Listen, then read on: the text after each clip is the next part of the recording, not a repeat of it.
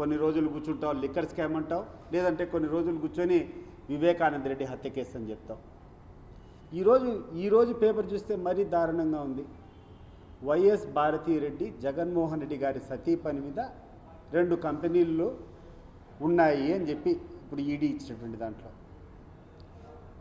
రాసేటువంటి ఆ పత్రికను, ఆంధ్రజ్యోతి పత్రికను నేను అడుగుతున్నా, నీకు ధైర్యం ఉందా అని చెప్పి నేను అడుగుతున్నాను. వైఎస్ భారతి గారికి మీరు చెప్పినట్టు 2 కంపెనీల్లో ఆయనకు వాటాలు ఉన్నాయని చెప్పి మాట్లాడుతున్నారు. మీరు స్వీకరిస్తారా దీన్ని?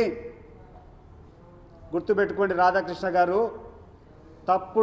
తప్పుడు ప్రచారం ఒక మంచి వ్యక్తి మీద పదే చేయడం వల్ల నీ యొక్క ప్రతిష్ట మసకబారుతుంది తప్పితే ఆ యొక్క మంచి వ్యక్తులకు ఏం కాదు అని చెప్పేటువంటి విషయాన్ని గుర్తుపెట్టుకో.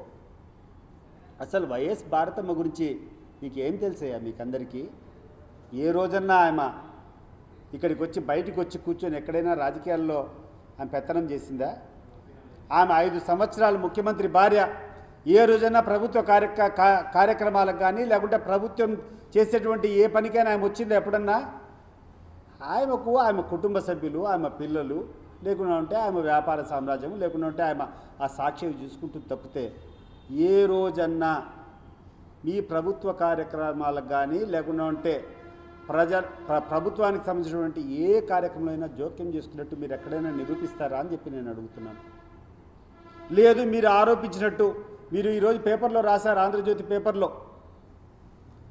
వైఎస్ భారతి జగన్మోహన్ రెడ్డి గారి సతీమణి అని చెప్పి మీరు నిరూపించకుండా ఉంటే మేము కూడా కోర్టుకు పోతాం నీ మీద. అది నిరూపించకుండా పోతే తప్పకుండా నీ మీద డిఫమేషన్ సూటుకు పోతాం, నీ మీద డిఫమేషన్ వేస్తాం.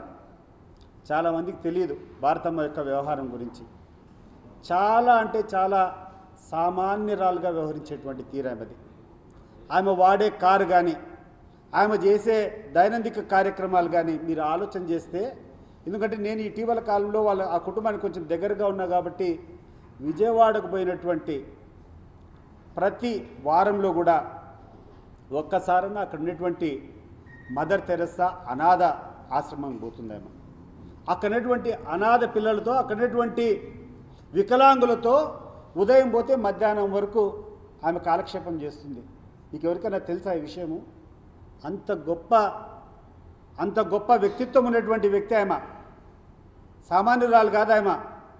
ఒక నిరాడంబరంగా ముఖ్యమంత్రి భార్యగా ఉన్న నిరాడంబరంగా ఏ రోజు ప్రభుత్వ కార్యక్రమాల్లో పాల్గొనకపోగా ఆమె చేసే కార్యక్రమం ఏంటంటే విజయవాడకు పోతే ఆ యొక్క మదర్ తెరెసా అనేటువంటి ఒక వికలాంగ సంస్థ పోయి పొద్దున్న నుంచి మధ్యాహ్నం వరకు ఆ యొక్క అనాథ పిల్లలతో గడుపుతుంది. ఈరోజు కాదు, మీరు ఒక చిన్న కార్యక్రమం పెడితే దానికి ఒక పెద్ద అట్టహాసం చేస్తారు. మీ ముఖ్యమంత్రి భార్యనో లేకుంటే మీ ముఖ్యమంత్రి కోడలో ఒక చిన్న పని చేస్తే దానికి పెద్ద పబ్లిసిటీ ఇచ్చినట్టు కొడతారు.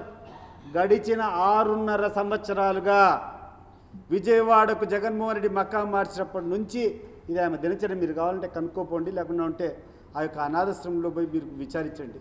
ఏ రోజైనా చెప్పింది ఆమె వచ్చి ఆమె చేసే కార్యక్రమం ఎంత సామాన్యురాలుగా ఉంటుందంటే ఆడపోయి ఆ పిల్లలకు వంట చేయడంలో సంతృప్తి ఆమెకు.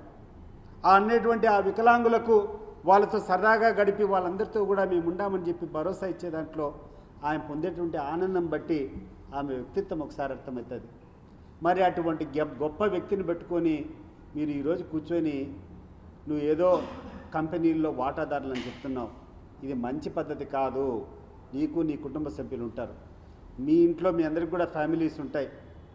మేము ఎవరిని తప్పు పట్టడంలా, కానీ ఒకసారి ఆలోచన చేయండి. ఒక మంచి వ్యక్తి మీద బురద జల్లితే అది మంచి సాంప్రదాయం కాదు అనేటువంటి విషయాన్ని గుర్తు చేస్తున్నాను.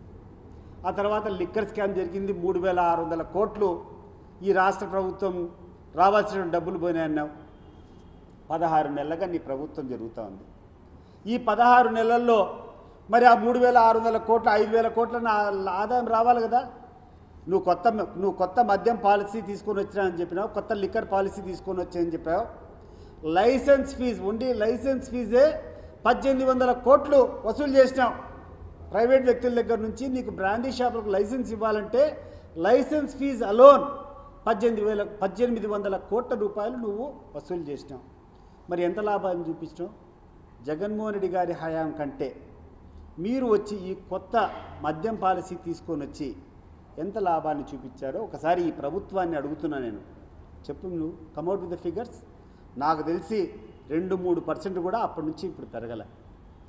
ఆ రోజు ప్రభుత్వ ఉద్యోగస్తులు కరెక్ట్గా టైం టు టైం రాత్రి 10 గంటలకైతే మూసేవాళ్ళు, పొద్దున 10 గంటల అంటే 10 గంటలకు ముందు తెరిచేవాళ్ళు కాదు. అంటే మద్యాన్ని అందుబాటులో లేకుండా చేసి సామాన్య ప్రజలు దీనికి బానిసలు కాకుండా ఆ రోజు చర్యలు తీసుకొని ఆ యొక్క మద్యానికి ఎక్కువ రేటు పెట్టి ప్రజలకు దానికి సౌకర్యంగా ఉండకూడదు, వాళ్ళు ఎక్కువ దాన్ని వినియోగించకూడదు అని చెప్పి ఆ రోజు చర్యలు తీసుకుంటే ఈరోజు మద్యం ఇష్టం వచ్చినట్టు ప్రమోట్ చేస్తున్నాను అమ్మేదానికోసం. నేను అడుగుతున్నా ఈ ప్రభుత్వాన్ని, అయ్యా జగన్మోహన్ రెడ్డి గారి హయాంలో ఒక్కటన్నా కొత్త డిస్టిలరీ ఇచ్చినారా? కొత్త డిస్టిలరీ ఇస్తే ముడుపులు వస్తాయి. చంద్రబాబు నాయుడు గారు మీ ప్రభుత్వ హయాంలో కొత్తగా డిస్టిలరీ ఇచ్చినారా? లేకుంటే జగన్మోహన్ రెడ్డి గారి హయాంలో ఏమన్నా కొత్తగా డిస్టిలరీ ఇచ్చినారా చెప్పాలా. రెండోది, చంద్రబాబు నాయుడు గారి ప్రభుత్వం, మీ కుటుంబ ప్రభుత్వం చెప్పాలా. అన్ని డిస్టిలరీకు సమానంగా కూర్చొని ప్రతి ఒక్కరికి కూడా వాళ్ళు చేసేటువంటి లిక్కర్ అమ్ముకునేదానికి అవకాశం ఇస్తే ముడుపులు వస్తాయా? లేకపోతే 3-4 బ్రాండ్లకు మాత్రమే కూర్చొని విచ్చలవిడిగా కూర్చొని ఆర్డర్లు ఇస్తే డబ్బులు వస్తాయా? ఒకసారి ఆలోచన చేయండి. ప్రభుత్వానికి ఎప్పుడు వస్తాయి? ఒక కంపెనీకి గుత్తాధికారం ఇచ్చేసి ఒకటే ఒక కంపెనీకి ఆర్డర్లు ఇస్తే అవినీతి జరుగుతుందా? లేకుంటే అక్కడ ఉన్నటువంటి డిస్ట్రిక్ట్కి అన్నిటికీ కూడా సమానంగా ప్రతి ఒక్కరు బతకాలని చెప్పి అందరికీ ఆర్డర్ ఇస్తే వస్తుందా? చెప్పాల్సిందిగా నేను కోరుకుంటున్నా. ఈరోజు రాష్ట్రంలో ఎంత దౌర్భాగ్యంగా ఉంది ఈ యొక్క బ్రాందీ షాపుల పరిస్థితి అంటే, ఎంఆర్పి ప్రైజులకు ఎక్కడైనా మద్యం దొరుకుతుందా? చంద్రబాబు నాయుడు గారు విచారించండి. మీ ఎక్సైజ్ డిపార్ట్మెంటు, మీ స్థానికంగా ఉన్నటువంటి లీడర్లు, నీ యొక్క అమరావతిలో ఉన్నటువంటి నీ తెలుగుదేశం పార్టీలో ఉన్నటువంటి అవినీతి పరులందరూ కూర్చొని ఈ రాష్ట్ర ప్రజల పట్ల, ఈ రాష్ట్ర ప్రజలపైన పడి దోచుకొని తింటా ఉండరు. ఎక్కడి పోయినా కూడా 10% 10 రూపాయలు ఆ ఎంఆర్పి కంటే అధికంగా ధరలు బ్రాందీ షాపులో అడుగుతున్నారు. నేను అడుగుతున్నాను ఈ ప్రభుత్వాన్ని, ఇప్పుడు కాదా అవినీతి జరిగేది? అప్పుడు జరిగిందా? ఇప్పుడు జరిగిందా అవినీతి? ఆ రోజు ఎంఆర్పి అంటే బాటిల్ పైన ఎంత ధర ఉంటే ఆ ధరకు అమ్మేవాళ్ళు ప్రభుత్వ ఉద్యోగస్తున్నారు, వాళ్ళు అమ్ముతూ ఉన్నారు. ఈరోజు కూర్చొని విచ్చలవిడిగా నువ్వు కూర్చొని రేట్లు పెంచుకొని అమ్ముతున్నారంటే ఇప్పుడు అవినీతి జరగడం లేదా అని చెప్పి నేను చంద్రబాబు నాయుడు గారిని అడుగుతున్నా. రెండవది, చంద్రబాబు నాయుడు గారు చెప్పాలా, నువ్వు టెండర్లు పిలిచేటప్పుడు ఈ యొక్క వైన్ షాపుల యొక్క ఆ మార్జిన్, ఒక మార్జిన్ ఉండింది, ఆ మార్జిన్ను పెంచుతూ మళ్ళీ జీవో ఇచ్చినావు. దానివల్ల ఈ రాష్ట్ర ప్రభుత్వానికి దాదాపు 4-5 వేల కోట్ల రూపాయలు నష్టం వస్తూ ఉంది. 4-5 వేల కోట్లు నష్టం వచ్చేదానికి నువ్వు ఒక జీవో తీసుకొని వాళ్ళకు మార్జిన్, అంతకుముందు ఇచ్చేటువంటి మార్జిన్ కంటే అధికంగా మార్జిన్ ఇచ్చినవే. దీనివల్ల అవినీతి జరుగుతుందా? లేకుంటే ప్రభుత్వ ఉద్యోగస్తుల ద్వారా, ప్రభుత్వం ద్వారానే అమ్మేటువంటి మద్యం వల్ల వస్తుందా చెప్పాలని చెప్పి నేను కోరుకుంటున్నాను. ఆంధ్రప్రదేశ్ రాష్ట్రంలో ఈరోజు శ్రీకాకుళం జిల్లా నుంచి తడ వరకు ఏ ఊర్లో, ఏ గ్రామంలో బెల్ట్ షాపులు లేవో ఒకసారి చెప్పాలని చెప్పి నేను కోరుకుంటున్నాను. మీకు సిద్ధమైతే నేను వస్తా, మా పార్టీ వాళ్ళు వస్తారు.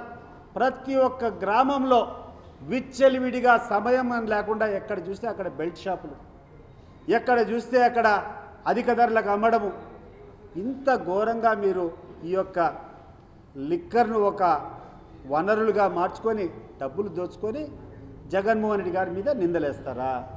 మళ్ళీ దానికి కూర్చొని నలుగురిని, ఒక అమాయకులను అరెస్ట్ చేసింది కాక మీకు ఈరోజు ఈ రాష్ట్రంలో ఎక్కడ క్రైసిస్ వచ్చినా, ఎక్కడ మీరు ఇబ్బందికరమైనటువంటి పరిస్థితున్నా దారి మళ్ళించేదానికి ఈరోజు కొత్తగా అనిల్ కుమార్ అని చెప్పి జగన్మోహన్ రెడ్డి గారి పెదనాన్న కొడుకును, ఆయన పేరు తీసుకొని వచ్చినారు.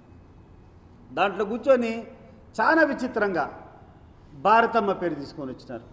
నేను అడుగుతున్నాను, భారతమ్మ పేరు రాసినటువంటి ఈ పత్రికలకు కానీ, ఈ విలేకరులకు కానీ, వీళ్ళకందరికీ ఒకటే ఛాలెంజ్, మీరు ప్రూవ్ చేయగలుగుతారా? వైఎస్ భారతి గారు మీరు చెప్పినట్టు ఆ యొక్క కంపెనీల్లో డైరెక్టర్గా ఉందని చెప్పి మీరు ప్రూవ్ చేస్తే, మీరు ఏ శిక్ష వేసినా మేము దానికి రెడీ. ఒకవేళ మీరు ప్రూవ్ చేయకుండా ఆమెకు సంబంధం లేదు, జగన్మోహన్ రెడ్డి గారి సతీమణికి దాంట్లో సంబంధం లేదంటే మీరు ఏం చేస్తారు? అని చెప్పి నేను అడుగుతున్నా. కాబట్టి ఇప్పటికైనా ఈ రాష్ట్ర ప్రభుత్వాన్ని, ఈ రాష్ట్ర ప్రభుత్వంలో ఉన్నటువంటి పెద్దలందరినీ కోరుకుంటున్నాను. మీకు అధికారం ఇచ్చింది ఈ రాష్ట్రంలో ఉన్నటువంటి ప్రజల శ్రేయస్సు కోసం. వాళ్ళకు కావాల్సిన అన్ని కార్యక్రమాల్లో మీరు ముందరికి రండి. రైతులు అనేక ఇబ్బందులు పడుతున్నారు. వాళ్ళ యొక్క ఇబ్బందుల్లో ఏ రకంగా ఈ యొక్క మార్కెట్ ఇంటర్వెన్షన్ చేయాలా, వాళ్ళు పండించినటువంటి పంటలకు ధరలు తక్కువైతే ఏ రకంగా వాళ్ళని ఆదుకోవాలా, ఆ పంటనంతా ప్రభుత్వం కొనుక్కోవాలా, మార్కెట్ చేయాలనేది ఆలోచన చేయండి.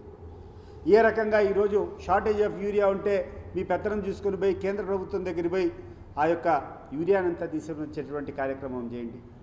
ప్రజలకు జగన్మోహన్ రెడ్డి గారు 17 మెడికల్ కాలేజీలు శాంక్షన్ చేశాడు. 17 కాదు, ఇంకా మేము ఎక్కువ తీసుకొని వస్తామని చెప్పి ఇంకా ఎక్కడైనా పెండింగ్ ఉంటే, ఇంకా ఎక్కడైనా అవసరం ఉంటే ఇంకొక 5-6 కాలేజీ శాంక్షన్ చేయండి. దానికి కావాలంటే డబ్బులు తీసుకొని రండి. చంద్రబాబు నాయుడు గారి వాదన మరీ విచిత్రంగా ఉంది. 4,000 కోట్లు ఖర్చు అవుతుందంటే ఆ 4,000 కోట్లు వీళ్ళ దగ్గర లేదు కాబట్టి ప్రైవేట్ భాగస్వామ్యంతో ఎకరాకు 100 రూపాయలు చొప్పున, ఎకరాకు 100 రూపాయలు చొప్పున అంత బ్రహ్మాండమైనటువంటి ఇన్ఫ్రాస్ట్రక్చర్ ఇస్తే అది ప్రైవేట్ పరంగా చేస్తారంట. నవ్వుతాండ్రు చంద్రబాబు నాయుడు గారు.